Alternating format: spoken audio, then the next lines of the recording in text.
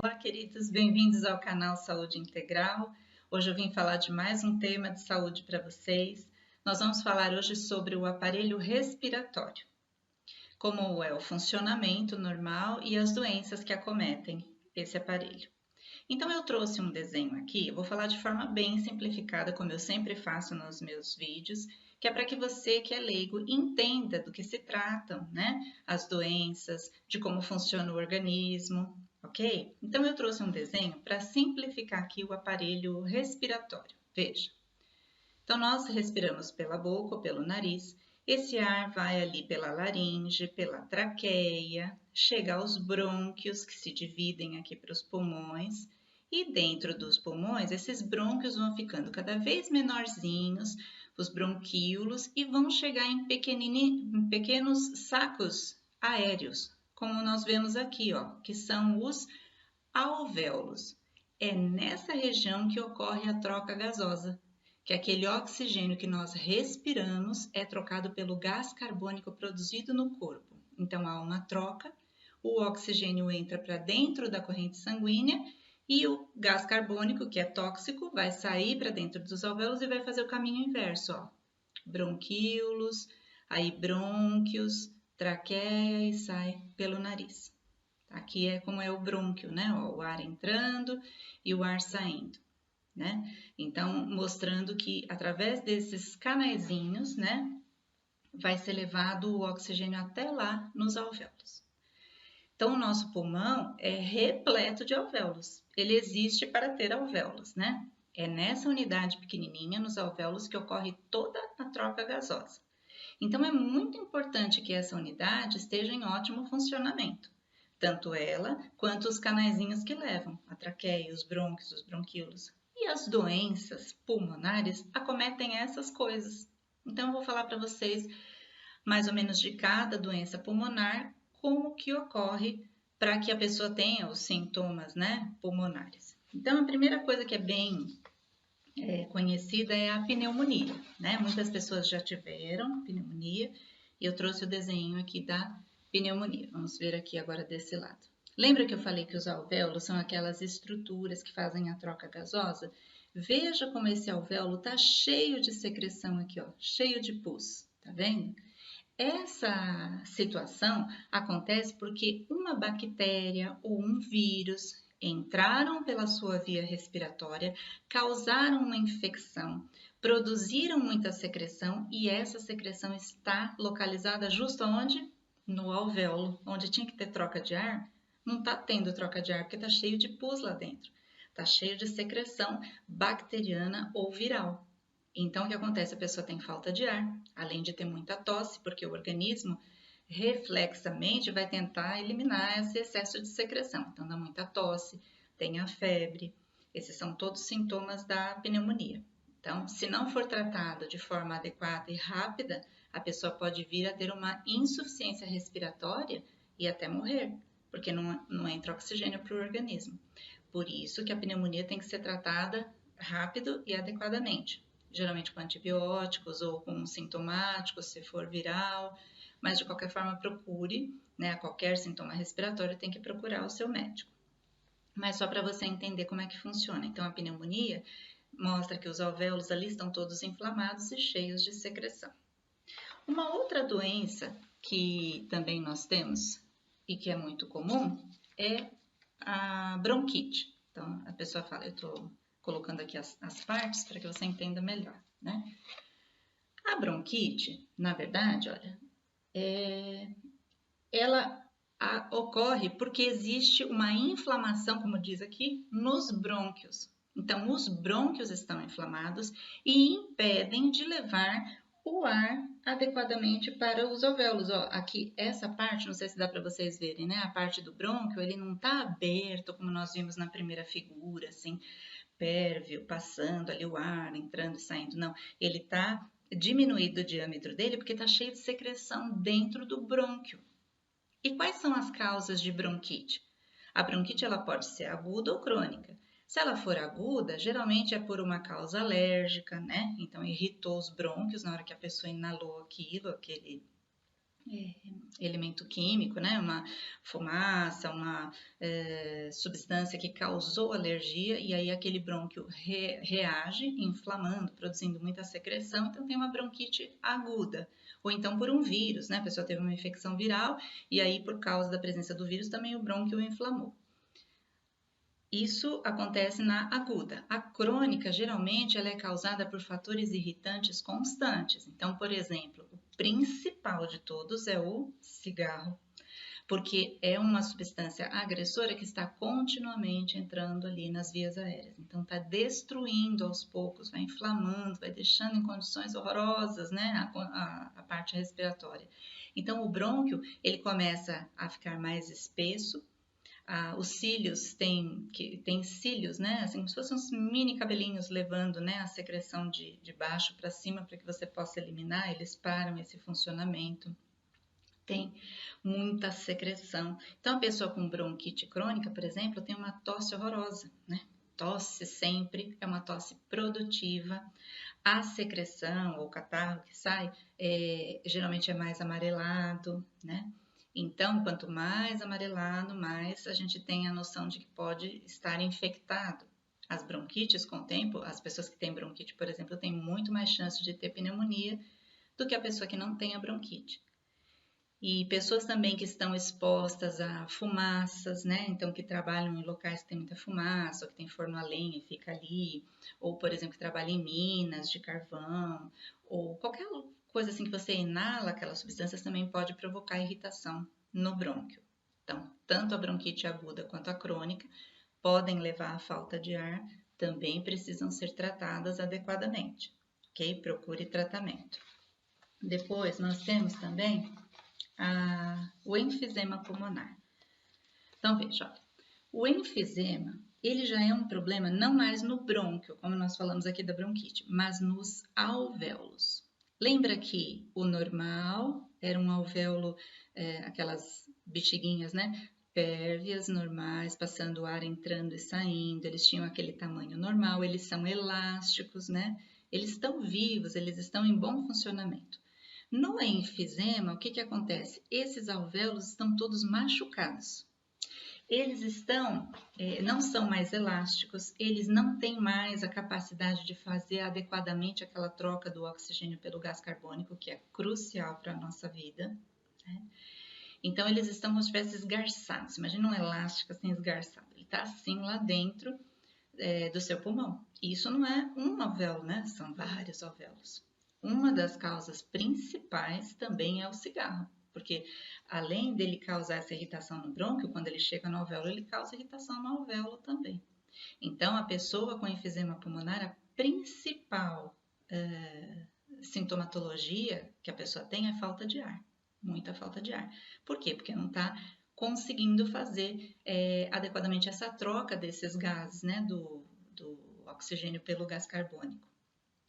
E o enfisema, ele pode, com o tempo, levar a pessoa a necessitar de oxigênio. Ele precisa de uma concentração maior de oxigênio para conseguir fazer essa troca. Então, às vezes você vê as pessoas que estão usando aqueles tubos de oxigênio, né, que estão dependentes do oxigênio. Muitas vezes é pelo enfisema pulmonar, esse problema que destrói os alvéolos. Você que é fumante e que está me ouvindo, preste atenção, olha quanto problema que você pode ocasionar com o cigarro.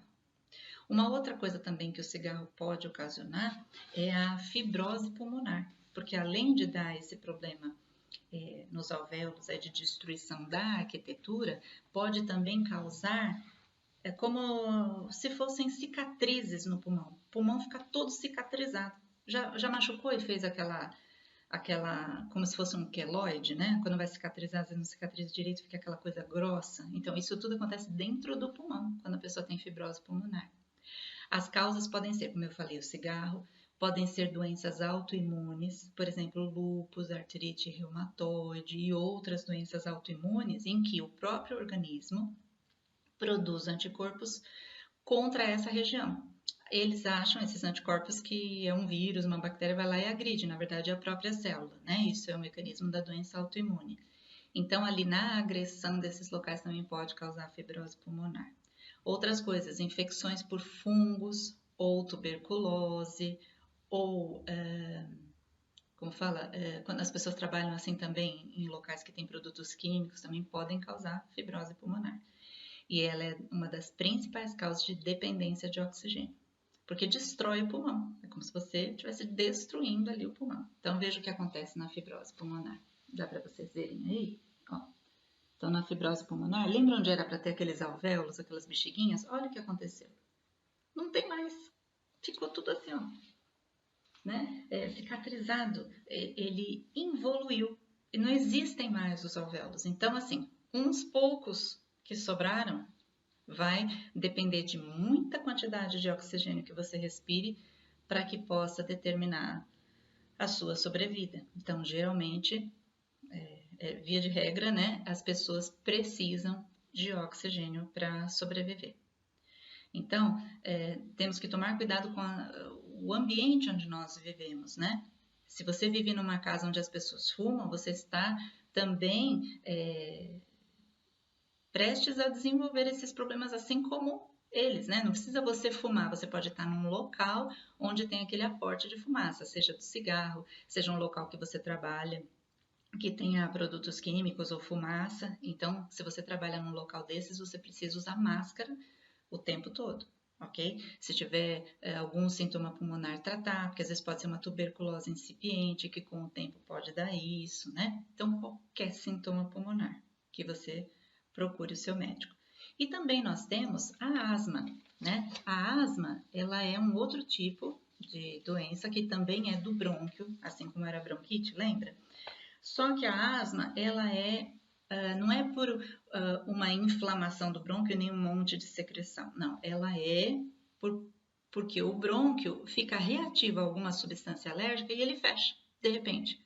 Então, olha como aqui, em vez de ele ser também assim alargado, ele tem aquela situação de fechar. Então, por exemplo, uma pessoa que tem alergia a pelo de gato, né? Aí entrou num lugar onde ali existem gatos, né? E tem o pelinho do gato suspenso no ar, respirou aquilo, na hora o brônquio é reativo. É como se fosse uma coisa assim alérgica, uma reação alérgica imediata. E aí o brônquio fecha. E a pessoa tem aqueles sintomas de chiado, de falta de ar, né? Porque o ar entra, não consegue sair adequadamente, fica aquela obstrução ali, né? Brônquica, por conta do fechamento reativo dos brônquios. Então, a pessoa asmática, além dela ter que evitar situações em que desencadeiem essa alergia, né, ela precisa cuidar, né, por exemplo, quando tem uma rinite, uma sinusite, vai cuidando para não ter esse problema da reação do brônquio. E se tem alergia a algo, tem que eliminar. Muitas crianças, por exemplo, que são asmáticas, não podem ter bichinho de pelúcia, não pode ter cortina de pano no quarto, né? Tem todo um trabalho assim para deixar a decoração ali diferente, que não use coisas que contenham pó. Tem que ficar num local onde não tenha bolor, onde não seja úmido. Depende do que a pessoa tenha reação, ela tem que evitar. Muitas pessoas não podem ter animais, alguns tipos de animais, por exemplo, o gato, né? Por conta disso. E existe tratamento para eliminar, aliás, diminuir o tempo entre as crises, né? Que a gente fala é o tratamento intercrise. Então, ele vai espaçando, espaçando, espaçando cada vez mais as crises, até chegar um momento em que é raro você ter uma crise. Então, são tratamentos estabilizadores. É muito importante você procurar o seu médico para fazer esse tratamento intercrise. Não adianta você ir só na hora que já está com aquela, né? Faz uma inalação, é o que tem para fazer, toma ali alguns remédios, usa, algumas vezes a pessoa precisa usar corticoide, pronto, melhora. Só que aí não trata, né, dessa forma, os brônquios e o sistema todo reativo e alérgico do organismo para que não venha a ter novamente, ou que espace mais essas crises. Então, para tudo há tratamento. A fibrose pulmonar, só que não tem assim muito tratamento, tem algumas substâncias que estão sendo estudadas, às vezes a pessoa também precisa usar corticoterapia, mas o tratamento da fibrose pulmonar, por exemplo, é oxigênio só. E do enfisema, por exemplo, é praticamente isso associado a algumas outras coisas. Agora, a bronquite, a pneumonia, a asma, tudo isso tem tratamento. Então, procure o seu médico para buscar, porque nada melhor do que nós respirarmos adequadamente. Ainda mais agora, com essa pandemia que está aí, né, com a presença da Covid-19, nós vemos o quão é importante nós termos, né, o nosso sistema respiratório em bom estado. Então, pessoal, cuidem bem da sua respiração, né? Se você é alérgico, procure evitar essas coisas. Procure o tratamento intercrise. Se você fuma, que esse vídeo seja um estímulo para que você pare de fumar hoje, né? Para você evitar tantos problemas aqui e evitar principalmente uma dependência de oxigênio posterior. As pessoas que têm deficiência de oxigenação geralmente têm a ponta dos dedos mais azulada, às vezes tem um negócio que chama baqueteamento digital, que é assim, o dedo começa a ficar mais largo na ponta, porque o organismo tenta, né, de alguma forma melhorar essa oxigenação. Então você veja que são sinais já de que não está indo bem algo com a sua saúde. Se você tem esses sinais, procure também um médico. Existe um aparelhinho que se chama oxímetro e que ele mede a quantidade de oxigenação que tem no sangue. Ele é portátil, você pode ter na sua casa. Eu tenho aqui um oxímetro. E através de raios de luz, ele consegue determinar, você coloca na ponta do dedo assim por alguns segundos, e ele consegue determinar quanto tem de saturação de oxigênio ali no seu organismo. Então, acima de 90 é o adequado, quanto mais possível, né? Principalmente acima de 95. E abaixo disso já mostra que tem alguma alteração. Ok, pessoal? Então, que vocês possam ter aproveitado essas dicas, que vocês cuidem do seu sistema respiratório e, ao primeiro sintoma, procurem ajuda médica, ok? Deus abençoe vocês e até o nosso próximo vídeo. Tchau, pessoal!